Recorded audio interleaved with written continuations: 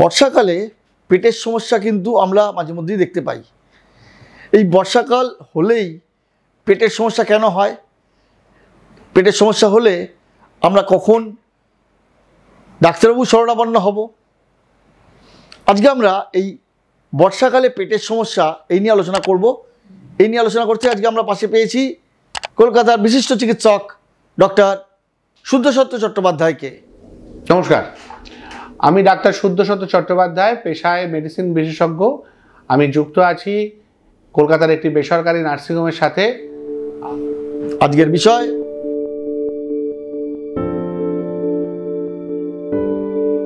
বর্ষাকাল এমন একটা সময়, যে সময় আমরা দেখেছি যে বিভিন্ন নদী, বিভিন্ন জলাশয়, মানে ধরুন গ্রামে গঞ্জে যে সমস্ত পুকুর, দিঘি, খাল, বিল এগুলো রয়েছে, সেগুলো অন্য সময় হয়তো একদম শুকিয়ে থাকে, বিশেষ করে গরমকালে একদম শুকিয়ে থাকে। কিন্তু যখন এই বর্ষা আসে, বর্ষার জল যদি অতিরিক্ত হয় এবং সেই সমস্ত এই পুকুর, খাল, বিলগুলো যদি অগভীর হয়ে যায়, যার জন্য নিয়মিত পুকুর বা নদী পরিষ্কার করা বা কাটা এগুলোর প্রয়োজন হয়, সেগুলো যদি কোনো কারণে না করা হয় বা অপর্যাপ্ত করা হয় বা প্রচুর পরিমাণে বর্ষা বা বৃষ্টি হয়ে থাকে, তাহলে সেগুলো ওভারফ্লো করে। মানে কি, সেই জলগুলো তার যে নির্দিষ্ট যে বাউন্ডারি, সেই বাউন্ডারির বাইরে বেরিয়ে আসে। এবার এর ফলে কি হয়, ধরুন আমরা যখন মানে বিভিন্ন ধরনের যে সোর্স অফ ড্রিঙ্কিং ওয়াটার আছে আমাদের, যেমন ধরুন টিউবওয়েলের জল, যেমন ধরুন টাইমে যে কর্পোরেশন, মিউনিসিপ্যালিটি বা পঞ্চায়েতে যে জল আসে, সেই জল, এই জলের পাইপ এবং তার সাথে এই ড্রেনেজ পাইপ একসাথে পাশাপাশি যায়। যখন কোনো কারণে ওভারফ্লো করে, তখন সেখানে চান্স থাকে বিভিন্ন পাইপের মধ্যে বিভিন্ন ছিদ্র বা ফুটো হয়ে যাওয়ার, বা অনেক সময় ড্রেনেজ পাইপ, মানে যেটা দিয়ে আমাদের সুয়েজ যায়, মানে আমাদের যেগুলো মলমূত্র এবং অন্যান্য পারপাসে যে জল যায়, তার সাথে এই যে পাইপ, সেটা অনেক সময় জলগুলো মিশে যায়। এবং তার সাথেও, এটা তো হলো খাবার জল, পানীয় জল। অনেক সময় দেখা যায় আমাদের যে এই খাল, বিল, পুকুরের যে জল, তাতে আমাদের যেমন কাপড় কাচা হয়, তেমনি বাসন মাজা হয়, সেইগুলোর যে জল, সেখানেও কিন্তু অপরিশ্রুত জল চলে আসে যখন সেগুলো ওভারফ্লো করে।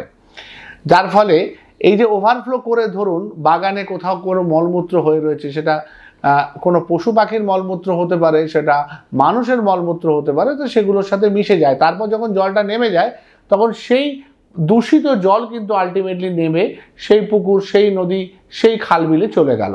এবার সেগুলো কিন্তু অপরিশ্রুত জল বহন করছে। বিশেষ করে যেগুলো পুকুর, দিঘি, যেগুলো ক্লোজ, যেগুলোর বাইরে যাওয়ার উপায় নেই, সেগুলোর মধ্যে কিন্তু দূষিত জল তখন থাকতে আরম্ভ করলো। এবং সেই দূষিত জল যারা খেলেন, যারা স্নান করলেন, স্নান করা মানে কি, স্নান করা মানে কেউ কুলকুচি করবে, এবং কুলকুচি করা মানে তার মুখে জল ঢুকছে, জল বেরোচ্ছে, এবং তার মধ্যে সেটা যদি দূষিত জল হয়, তাহলে তার শরীরে সেই জীবাণু চলে আসার প্রভূত সম্ভাবনা থাকে, এবং এখান থেকে বারবার পেটের যে সমস্যা, যে ইনফেকশনগুলো, সেগুলো হওয়ার সম্ভাবনা থাকে।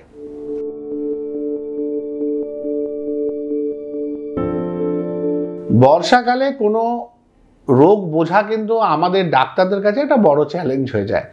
তার কারণ বর্ষা এমন একটা সময়, যে সময় একদিকে যেমন ডেঙ্গুর প্রকোপ বাড়ে, অন্যদিকে তেমনি ম্যালেরিয়ার প্রকোপ বাড়ে, তেমনি এই জলবাহিত যে সমস্ত অসুখগুলো, যেমন টাইফয়েড, ডিসেন্ট্রি, ব্যাসিলারি ডিসেন্ট্রি বা অ্যামিবিক ডিসেন্ট্রি, মানে যেটাকে আমরা আমাশা বলি, সেগুলো বাড়ে। তেমনি ধরুন যেগুলো ইকোলাই দিয়ে হয়, এন্টেরোপ্যাথোজেনিক, এন্টেরোটক্সিজেনিক, এন্টেরো ইনভেসিভ, এত রকমের ইকোলাই দিয়ে হয়।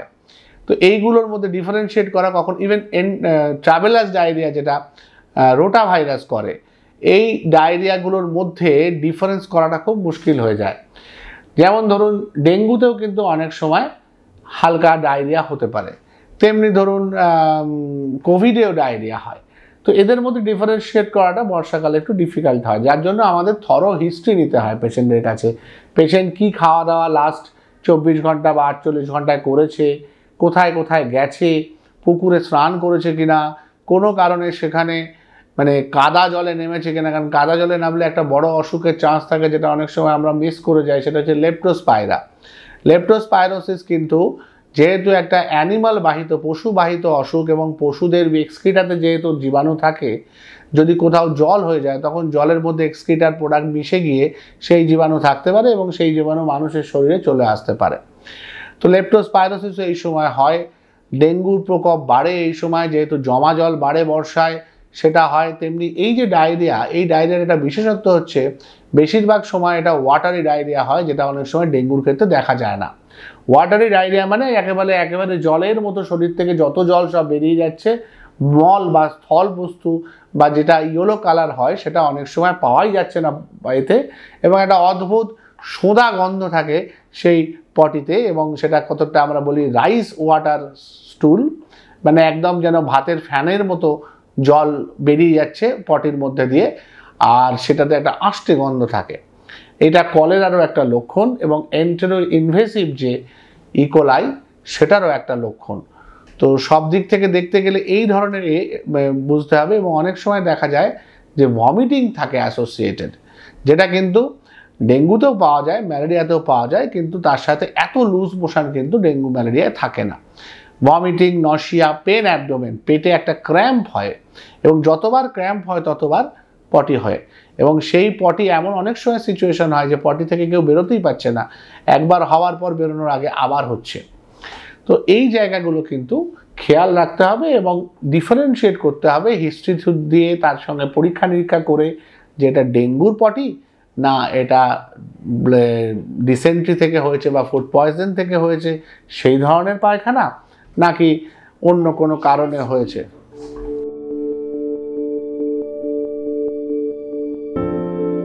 ওয়াটারি ডায়রিয়াতে কি হচ্ছে, সবার আগে বুঝতে হবে আমাদের শরীরের 3 ধরনের ওয়াটার কম্পার্টমেন্ট আছে।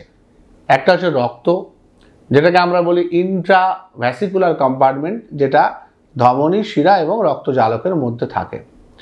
আরেকটাকে বলা হয় ইন্ট্রাস্টিশিয়াল কম্পার্টমেন্ট, যেটা এই রক্তজালকের সাথে কোষের মাঝখানে থাকে। আরেকটাকে বলা হয় ইন্ট্রাসেলুলার কম্পার্টমেন্ট, যেটা কোষ যন্ত্রতন্ত্রের মধ্যে যে কোষগুলো আছে সেগুলোর মধ্যে থাকে। এই 3টে কম্পার্টমেন্টেরই কম বেশি 80 to 90% কিন্তু শুধু জল। তাই যখন জল শরীর থেকে বেরিয়ে যায় সবার আগে সমস্যা হয় ভাস্কুলার কম্পার্টমেন্টে, মানে শিরা ধমনীর মধ্যে। সেখানে রক্তর গভীরতা বেড়ে যায়, কনসেন্ট্রেশন বেড়ে যায়। সেটাকে কম্পেনসেট করতে তখন ইন্টারস্টিশিয়াল ফ্লুইড সেটা আস্তে আস্তে রক্তের মধ্যে আসতে থাকে, রক্তজালকের মধ্যে ঢুকতে থাকে। এবার এই ঢোকার ক্ষেত্রে শরীরে একটা মলিকিউল আছে যেটা খুব ইম্পর্টেন্ট ভূমিকা নেয়, সেটার নাম হচ্ছে অ্যালবুমিন। কোনো কারণে যদি অ্যালবুমিনও কমে যায়, প্রোটিন জাতীয় ওষুধেরও মানে খাবারেরও যদি সমস্যা থাকে, তাহলে কিন্তু চেষ্টা করলেও এই ফ্লুইডটা কিন্তু ভেসেলসে ঢুকতে পারে না, যার ফলে গাঢ়ত্বটা কিন্তু থেকে যায় রক্তের, যার ফলে রক্ত তার যে নর্মাল ডেলিভারি সিস্টেম, কোষে কোষে যে অক্সিজেন, যে খাদ্য যে পৌঁছাবে সেটা পৌঁছাতে পারে না, যার ফলে কোষের মধ্যে একটা হাঙ্গার, একটা ডিহাইড্রেশন তৈরি হয়। এটাকে আমরা বলি ইন্ট্রাসেলুলার ডিহাইড্রেশন। ইন্ট্রাসেলুলার ডিহাইড্রেশন কিন্তু ডায়রিয়া বা ডিহাইড্রেশনের সবচেয়ে খারাপ একটা স্টেজ। তার কারণ হচ্ছে এই সময়ে কিন্তু আস্তে আস্তে সেল ক্ষতিগ্রস্ত হতে থাকে এবং সেল আস্তে আস্তে ডেথ হয়ে যায় সেলের। এবার যত সেল ডেথ হতে থাকবে তত কিন্তু অর্গান ফেলিওর হতে থাকবে, কারণ কোষ থেকেই তৈরি হয় একটা অঙ্গ এবং অঙ্গ থেকেই তৈরি হয় একটা যন্ত্র। সুতরাং এখানে একটা সেল ফেলিওর হওয়া মানে এবং কালেকটিভলি সেল ফেলিওর হতে থাকা মানে কিন্তু আমাদের সিস্টেম ফেল করবে। তো এটা আমরা কিভাবে কম্পেনসেট করব? জলটাকে আমরা কিভাবে শরীরে আনবো? এটা কিন্তু শুধু জল নয়, জলের সাথে সাথে অনেক খনিজ পদার্থ কিন্তু বাইরে বেরিয়ে যায়। তার মধ্যে খুব গুরুত্বপূর্ণ খনিজ পদার্থ হচ্ছে সোডিয়াম বা আমাদের স্বাভাবিক লবণের NaCl যে পোর্শনটা, তার সাথে পটাশিয়াম বেরিয়ে যেতে পারে, তার সাথে ম্যাগনেসিয়াম বেরিয়ে যেতে পারে। এই 3টে খনিজ কিন্তু আমাদের শরীরের বিভিন্ন অ্যাক্টিভিটির জন্য খুব গুরুত্বপূর্ণ। তাই আমরা যখন এর পরে এই কম্পেনসেট করতে যে জল খাবো, সেই জলটা কিন্তু শুধু জল হলে মুশকিল, কারণ সেটা কিন্তু প্রপারলি অ্যাবজর্ব হবে না এবং শরীরে কিন্তু নুনের ভাগ আরও কমাবে, কারণ যেটুকু নুন পড়ে আছে সেটা আবার জলের প্রেজেন্সে ডাইলুট হয়ে যাবে। তো সেই কারণে আমাদের দিতে হবে সেটা হচ্ছে ORS, যেটা WHO ওয়ার্ল্ড হেলথ অর্গানাইজেশন একদম বলে দিয়েছে যে ওরাল রিহাইড্রেশন সলিউশন, এটা কিন্তু একদম নির্দিষ্ট মাপে 1 লিটার জলে নির্দিষ্ট মাপের লবণ, নির্দিষ্ট মাপের গ্লুকোজ, সেটাকে খুব ভালো করে মিশিয়ে তৈরি করা হয় এবং 1 ঘন্টার মধ্যে ইউজুয়ালি খেয়ে নিতে বলা হয়। আরেকটু বেশি সময় অনেক সময় রাখা যায়, কিন্তু যত তাড়াতাড়ি সম্ভব সেটাকে খেয়ে নিতে হয়। বেশি দিন ধরে থাকলে ওটা কিন্তু নষ্ট হওয়ার সম্ভাবনা থাকে। তো এইটা ব্যবহার করতে হবে, যতবারই পটি হোক না কেন খেয়ে যেতে হবে। কারো যদি বমি হয় সেক্ষেত্রে বমির ওষুধ খেতে হবে, আর নইলে অল্প অল্প করে চামচে বারবার খেয়ে যেতে হবে। যদি মুখে খেতে কেউ না পারে তখন এই সিমিলার ওআরএস আমাদের স্যালাইনের মাধ্যমে ইন্ট্রাভেনাসলি সরাসরি শিরা ধমনীতে আমাদের প্রবেশ করাতে হয়। তো এটা হচ্ছে আরও সিরিয়াস স্টেজ। তাই আমাদের এই জল যেটা বেরিয়ে যাচ্ছে সেটাকে কিন্তু খুব ভালোভাবে রিপ্লেস করতে হবে, নাহলে কিন্তু ডিহাইড্রেশন থেকে অর্গান ফেলিওর থেকে জীবনের ঝুঁকি পর্যন্ত হতে পারে।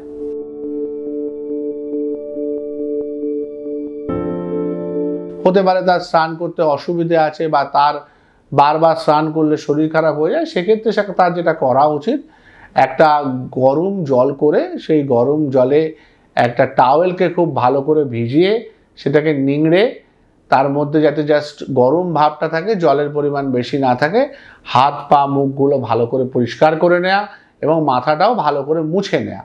গরমের সংস্পর্শে এলে শরীরের মধ্যে যে তাপের যে তারতম্যটা হয়েছে, যেটা বাইরের তাপের সঙ্গে ভেতরের তাপের তারতম্য হয়েছে এই বৃষ্টির জলটা গায়ে লাগানোর জন্য, সেটা অনেকটাই নিউট্রাল হয়ে যায়। এবং তার সাথে কেউ যদি একটু ঈষৎ উষ্ণ জল, গরম জল বা গরম ইকুইভ্যালেন্ট মানে চা কফি এগুলো যদি খান, তাহলে সেটার ক্ষেত্রেও অনেকটা সুবিধা হয়। সেক্ষেত্রে পুরোপুরি স্নানের দরকার নেই। আর বা যারা স্নান করতে পারবেন তারা অবশ্যই যেন একটু ঈষৎ উষ্ণ গরম জলে স্নান করেন। হয়তো অনেক সময় অসুবিধা হয় যে গরমকালে আবার গরম জলে স্নান করছি, কিন্তু এই সময়টা শরীরের মধ্যে একটা অদ্ভুত ফেনোমেনা হয়, যার উপর যদি আমি আবার ঠান্ডা জল দিই তাহলে কিন্তু শরীরের মধ্যে একটু ইমিউনিটি কমে যায় বেশি ঠান্ডা হয়ে যাওয়ার জন্য। তাই বাইরের জলটা যেন একটু ঈষৎ গরম করে নেওয়া হয়, তাহলে স্নান করতে অসুবিধা নেই।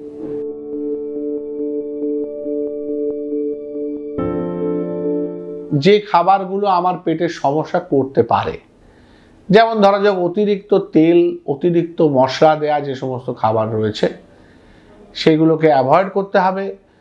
যেমন ধরুন আমি ভাত খাবো, বিরিয়ানি খাবো না, আমি রুটি খাবো, আমি পরোটা লুচি খাবো না, আমি আলুর তরকারি খাবো, আলু ভাজা খাবো না, বেগুনের ঝোল খাবো, বেগুন ভাজা খাবো না।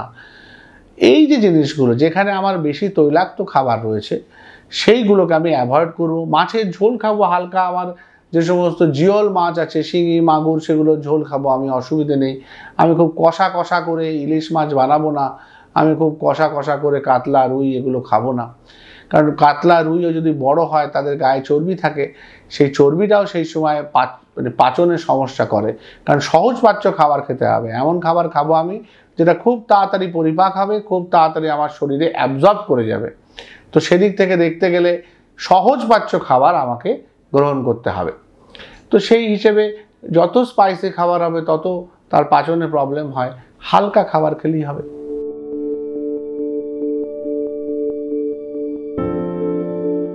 দু তিনটে বিষয় এখানে মাথায় রাখতে হবে। 1 নম্বর, যদি আমার সাধারণ ঘরোয়া টোটকা এবং কন্টিনিউয়াস ওআরএস দেওয়া সত্ত্বেও যদি প্রায় দিনে 20-25 বার করে পটি হতে থাকছে, শরীরের সমস্ত জল বেরিয়ে যাচ্ছে, চোখ ড্রাই হয়ে যাচ্ছে, জিভ শুকিয়ে যাচ্ছে, বারবার জল তেষ্টা পাচ্ছে কিন্তু জল খেয়েও তেষ্টা মিটছে না, এবং তার সাথে শরীরে বিভিন্ন মাসেলে ক্র্যাম্প হচ্ছে, উইকনেস হচ্ছে, বাচ্চাদের ক্ষেত্রে বা বয়স্কদের ক্ষেত্রে তারা একটু ড্রাউজি হয়ে যাচ্ছে, একটু বেশি ঘুমোচ্ছে, ঘুম ঘুম ভাব থাকছে, এই ধরনের সাইনগুলো কিন্তু প্রথম দিনেই মানুষকে ডাক্তারের কাছে সঙ্গে সঙ্গে যেতে হবে।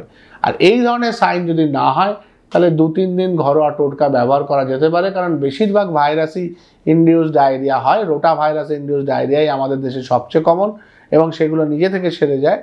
সেই কারণে কিছুটা ওয়েট করা যেতে পারে, কিন্তু সেটা অবশ্যই 2-3 দিনের বেশি নয়। আর এই ওয়ার্নিং সাইনগুলো খেয়াল রাখতে হবে।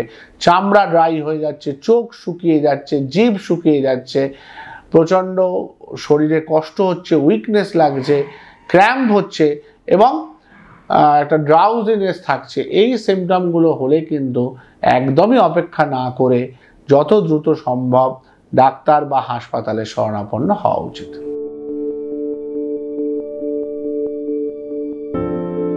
যাদের এই ধরনের বর্ষা এবং বর্ষায় সমস্যা হয় তারা কিছু জিনিস মনে রাখবেন। 1 নম্বর হচ্ছে চেষ্টা করুন জলটা পরিশ্রুত খেতে। সেরকম হলে আপনারা একটু জলটা ফুটিয়ে খান আগামী বর্ষার কিছুদিন। কোথাও জমা জল থাকতে দেবেন না। ম্যালেরিয়া এবং ডেঙ্গুর মশা পরিশ্রুত জমা জলে হয়। সুতরাং বাড়ির কোনো অংশে পরিশ্রুত জমা জল থাকলে সেটা যত তাড়াতাড়ি সম্ভব পরিষ্কারের ব্যবস্থা করুন এবং সেই জায়গায় যেগুলো মশার অ্যান্টি রিপেলেন্ট মানে সলিউশন বা তেল সেগুলোকে ব্যবহার করতে বলুন, বা কর্পোরেশনের মানুষ এলে তাদেরকে বলুন সেগুলো করতে। কোনো জায়গায় যদি বাইরের জল খাওয়া খুবই প্রয়োজনীয় হয়, সঙ্গে জিওলিনের বড়ি রাখুন। ক্লোরিন বড়ি বাজারে পাওয়া যায়, পকেটে রাখুন। যদি বাইরের জল খেতেই হয় তাহলে একটু আগে ক্লোরিন বড়ি ফেলে একটু সময় নিয়ে ওটাকে গুলতে দিয়ে খান, ওতে বেশিরভাগ ব্যাকটেরিয়া ভাইরাস মারা যায়। না হলে চেষ্টা করুন প্যাকড সিল্ড অথেন্টিক কোম্পানির, ফাসাইয়ের স্বীকৃতপ্রাপ্ত যে কোম্পানি সেই কোম্পানির জল খেতে, এবং বাইরের খাবার যতটা সম্ভব অ্যাভয়েড করুন। বাড়ির খাবার যতটা সম্ভব হালকা এবং গরম খাবার খাওয়ার চেষ্টা করুন। ঠান্ডা খাবার আইসক্রিম, ক্যাডবেরি, চকলেট এগুলো অ্যাভয়েড করুন। যতটা সম্ভব টাটকা খাবার, সদ্য বানানো খাবার খাওয়ার চেষ্টা করুন। আর কোনোভাবে কখনো যদি ডায়রিয়া হয়ে যায় যত তাড়াতাড়ি সম্ভব চিকিৎসা শুরু করুন। প্রচুর ওআরএসের জল পেশেন্টকে দিন। বারবার বমি হলে ওয়ার্নিং সাইনগুলো থাকলে যত তাড়াতাড়ি সম্ভব মেডিকেল অ্যাটেনশনে যান। ভালো থাকুন, সুস্থ থাকুন, নমস্কার। অসংখ্য ধন্যবাদ ডক্টর শুদ্ধসত্য চট্টোপাধ্যায়কে আমাদের মূল্যবান সময় দেওয়ার জন্য। আমার আরও পরামর্শ পেতে দেখতে থাকুন মেডিটিপস ইউটিউব চ্যানেলটি। ভিডিওটি ভালো লাগলে অবশ্যই একটি লাইক দিন এবং শেয়ার করুন এই ভিডিওটি, কারণ আপনার শেয়ার করা এই ভিডিওটি হয়তো বহু মানুষের উপকারে আসতে পারে। তাই দেরি না করে ভিডিওগুলি শেয়ার করুন এবং মানুষের মধ্যে সচেতনতা বাড়িয়ে তুলতে আপনিও আমাদের সঙ্গে এগিয়ে আসুন। আর হ্যাঁ, যারা মেডিটিপস এই চ্যানেলটিকে এখনও সাবস্ক্রাইব করেননি তারা সাবস্ক্রাইব করে নিন আমাদের এই চ্যানেলটিকে, এবং পাশে থাকা বেল আইকনটিকে প্রেস করে দিয়ে অল বাটনটিকে ক্লিক করে দিন, যাতে নতুন ভিডিও আপলোড করলেই তার নোটিফিকেশান পেয়ে যান আপনারা।